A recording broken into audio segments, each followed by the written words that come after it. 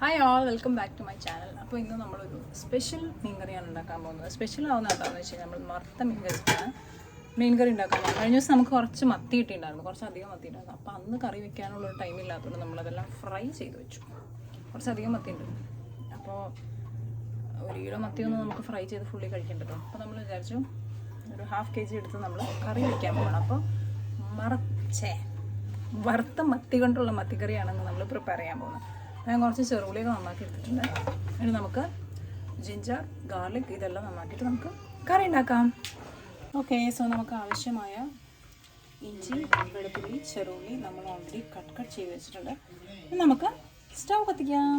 Stove കത്തിച്ച് നമുക്ക് ഇതിൻ്റെ പ്രിപ്പറേഷൻസ് സ്റ്റാർട്ട് ചെയ്യാം.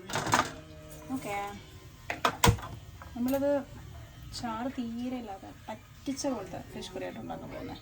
ഓക്കെ, സോ നമ്മുടെ ചട്ടി ചൂടായിട്ടുണ്ട്. നമുക്കതിലേക്ക് വെളിച്ചെണ്ണ ഒഴിച്ചു കൊടുക്കാം. ഓക്കെ, സോ വെളിച്ചെണ്ണ ഒഴിച്ചു.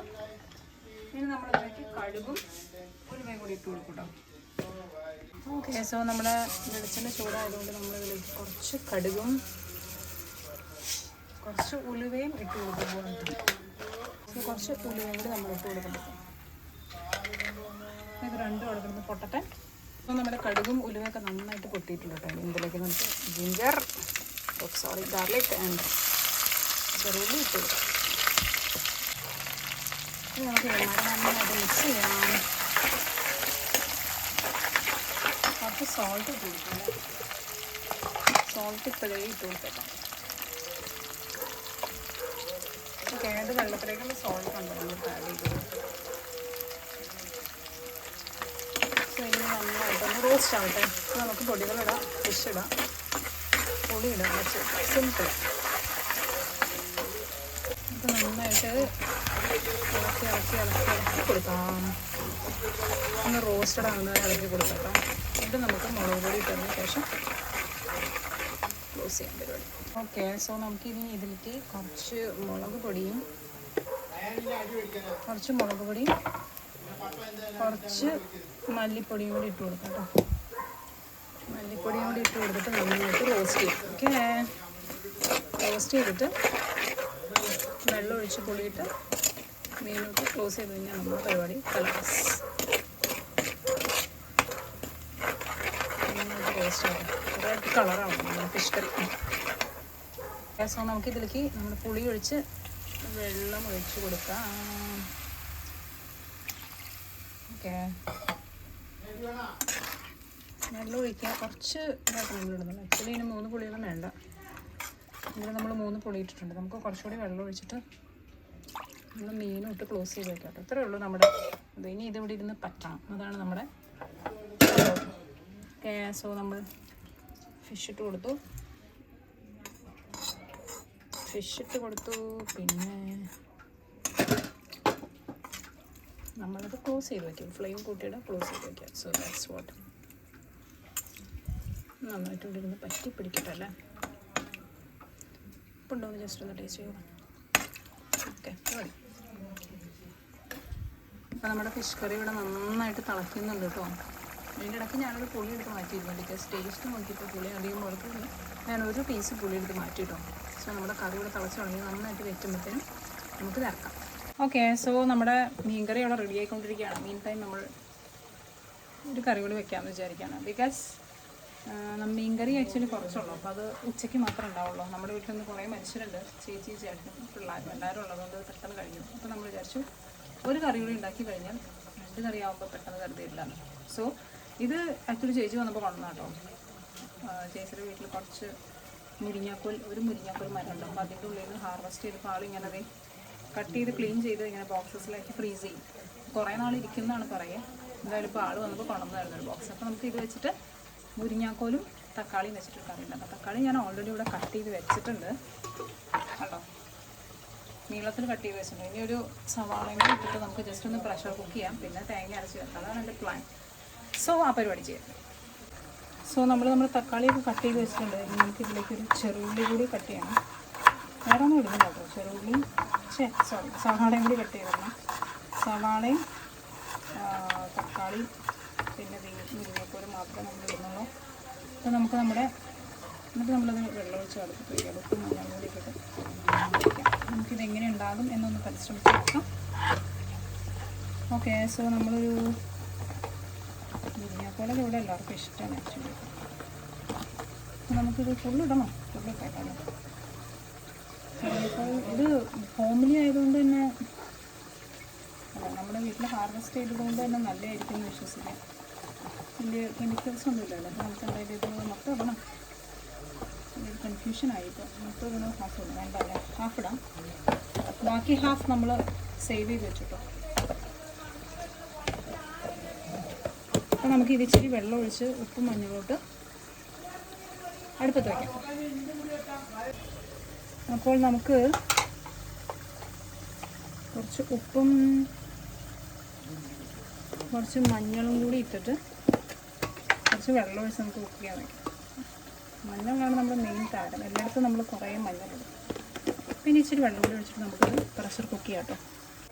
ഓക്കെ, സോ നമ്മളിത് ക്ലോസ് ചെയ്ത് ഇത് പ്രഷർ കുക്ക് ചെയ്യാൻ പോവാണ് കേട്ടോ. നമ്മുടെ ഫിഷ് ഇവിടെ റെഡി ആയിട്ടുണ്ട്, ഞാൻ കാണിച്ചു തരാം.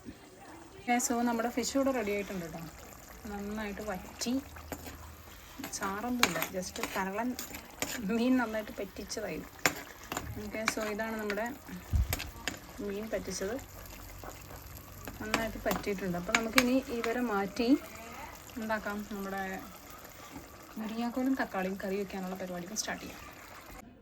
അപ്പോൾ നമ്മുടെ ഇത് വെന്തിട്ടുണ്ട് കേട്ടോ. നമ്മുടെ തക്കാളിയും മുരിങ്ങാക്കോലും വെച്ചത് വെന്തിട്ടുണ്ട്. അപ്പോൾ നമുക്ക് ഇതിലേക്ക് പ്രഷറൊക്കെ പോയി കുറച്ച് നേരമായി വെന്ത് വന്നിട്ട്. അപ്പോൾ ഇതിലേക്ക് നമുക്ക് നമ്മുടെ എന്താ ആഡ് ചെയ്ത് കൊടുക്കാം? തേങ്ങ അരച്ചത് ആഡ് ചെയ്ത് കൊടുക്കാം.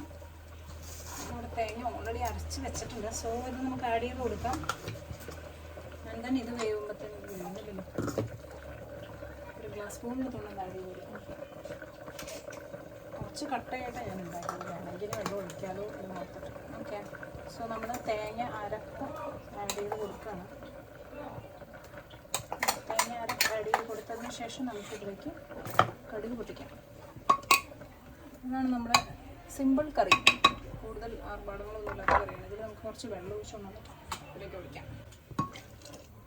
ഓക്കെ, സോ ആ പരിപാടി കഴിഞ്ഞു. നമുക്ക് ഇതിലേക്ക് കടുക് പൊട്ടിക്കണം. നമ്മളിതിന് മുളക് പൊടി ഇട്ടിട്ടില്ല കേട്ടോ. സോ കടുക് പൊട്ടിക്കുമ്പോൾ നമ്മൾ മുളക് പൊടി ഇടാൻ വേണ്ടി കൺസിഡർ ചെയ്യുന്നതായിരിക്കും. അത്രേ ഉള്ളൂ നമ്മുടെ പരിപാടി, സിമ്പിൾ പരിപാടി. ഇതിൽ കുറച്ചും കൂടി തേങ്ങ ബാക്കിയുണ്ട്. അപ്പോൾ നമുക്ക് ഒന്നും കൂടി കഴുകി ഒഴിക്കാം. ഓക്കെ, സോ കഴുകി ഒഴിച്ച് കഴിഞ്ഞിരിക്കുന്നു ഗൈസ്. ഇനി നമ്മുടെ പരിപാടി എന്ന് പറഞ്ഞാൽ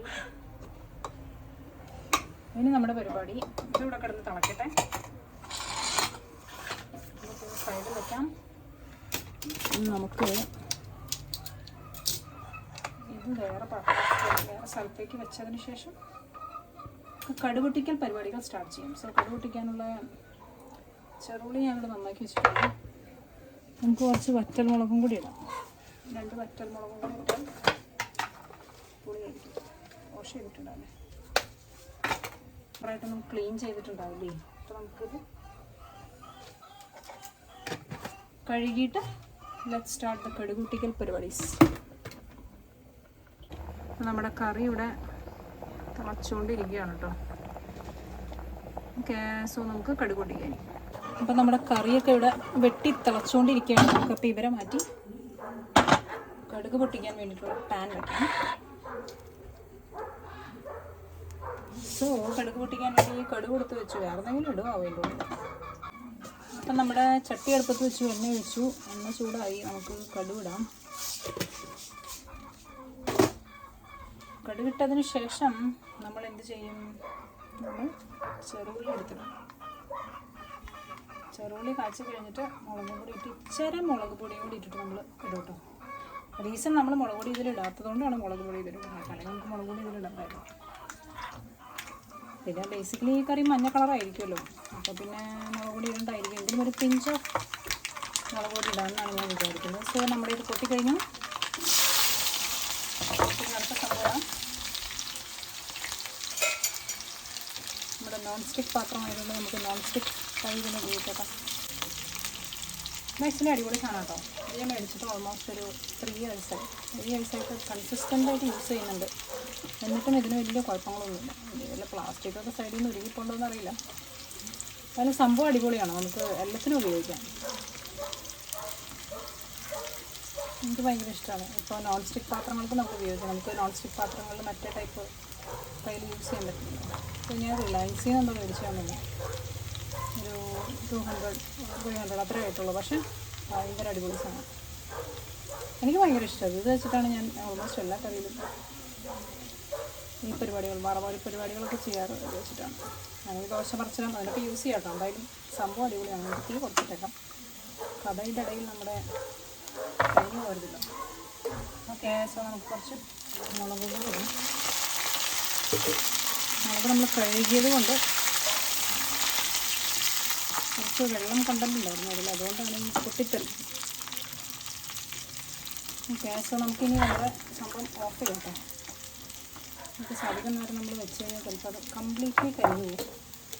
പിന്നെ നമുക്ക് പൊടിയിടാനും കുറച്ചുകൂടിയും എനിക്ക് കോൺഫിഡൻറ്റ് ഇത് അടച്ചിട്ടിട്ട്, അതുകൊണ്ട് നമുക്ക് എന്തായാലും ഓഫ് ചെയ്തേക്കാം. സോ നമ്മുടെ പരിപാടി കഴിഞ്ഞു.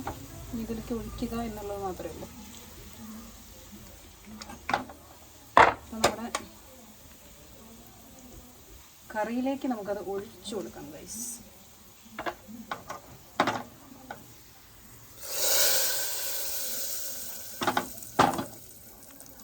മറ്റേ പണ്ടത്തെ രീതി ഉണ്ടല്ലോ, പണ്ടത്തെ രീതിയല്ല, ഒതന്റിക് രീതി ഉണ്ടല്ലോ, കുറച്ച് കറി അതിലേക്ക് ഒഴിച്ചിട്ടുള്ള പരിപാടി അത് ചെയ്യാം. ചൂടാണ്, അതുകൊണ്ട് ഒറ്റക്കൈ കൊണ്ടുള്ള പ്രൊഫഷണങ്ങളൊന്നും പോസിബിൾ അല്ല. സോ നല്ല ചൂടിൽ കത്തിക്കുക. നമ്മുടെ സംഭവം റെഡി. ഇതാണ് നമ്മുടെ എന്ത് കറി, മുരിങ്ങാക്കോലും തക്കാളി വെച്ച കറിയുടെ റെഡി. ഉപ്പുണ്ടോ നോക്കട്ടെ, സോൾട്ട് ടു ടേസ്റ്റ്. കുറച്ച് ഉപ്പിൻ്റെ കുറവുണ്ട്, വലിയ കുറവല്ല. എന്നെല്ലാം കൂടി ഞാൻ പറഞ്ഞിട്ടുണ്ടല്ലോ, ഞാൻ കുറച്ച് ഉപ്പ് കഴിക്കുന്ന ആളായതുകൊണ്ട് എനിക്ക് ഉപ്പ് കുറവ് വേണ്ടതുകൊണ്ട് ഞാൻ കറി ഉണ്ടാക്കുമ്പോൾ കുറച്ചുകൂടി ഉപ്പ് കൂടുതലിടും എൻ്റെ ഉപ്പിനെക്കാട്ടിലും. ബിക്കോസ് എനിക്ക് ഉപ്പ് കുറവാണ്. പക്ഷേ വീട്ടിലുള്ളവർക്ക് അത്ര ഉപ്പായിരിക്കില്ല, അവർക്ക് ചിലപ്പോൾ ഉപ്പ് അത് കുറവായിരിക്കും. ഓക്കെയാണ്. So our curry is ready and നമ്മുടെ പരിപാടികളൊക്കെ കഴിഞ്ഞു. കിച്ചൺ ക്ലോസ് ചെയ്തു. ചോറും മമ്മി ഓൾറെഡി ഉണ്ടാക്കിയിട്ടുണ്ട്, ഞാൻ പറഞ്ഞിട്ടുണ്ടല്ലോ. ചോറുണ്ടാക്കൽ പരിപാടി എൻ്റെ അല്ല, ഞാൻ ചോറുണ്ടാക്കാറില്ല. അപ്പോൾ നമ്മുടെ പരിപാടികളെല്ലാം കഴിഞ്ഞു. ഇന്നത്തെ നമ്മുടെ ലഞ്ച് കാണിച്ചു തരട്ടെ. അപ്പോൾ ഇന്നത്തെ നമ്മുടെ ലഞ്ച് സ്പെഷ്യലായിട്ട് നമ്മുടെ എന്ത് കറിയാണ്, ഈ കറിയുടെ പേര് പറഞ്ഞില്ല, മുരിങ്ങാക്കോലും തക്കാളിയും വെച്ച കറിയുണ്ട്. ആൻഡ് മെഴുക്ക് പുരട്ടി ആയിട്ട് നമ്മുടെ പാവയ്ക്കുണ്ട്. ഇത് നമ്മൾ ഇന്നലെ ഉണ്ടാക്കിയതാണ്, പാവയ്ക്ക് മെഴുക്ക് പുരട്ടി. യെസ്റ്റർഡേയ്സ് പാവയ്ക്ക് മെഴുക്ക് പുരട്ടി ഞാൻ കുറച്ച് ഫ്രിഡ്ജിൽ വെച്ചിട്ടുണ്ടായിരുന്നു, ബിക്കോസ് ഇന്നലെ കുറച്ച് ആൾക്കാരിലുണ്ടായിരുന്നുള്ളൂ. ആൻഡ് ദെൻ നമ്മുടെ വറുത്ത ചാളയുടെ കറിയുണ്ട്.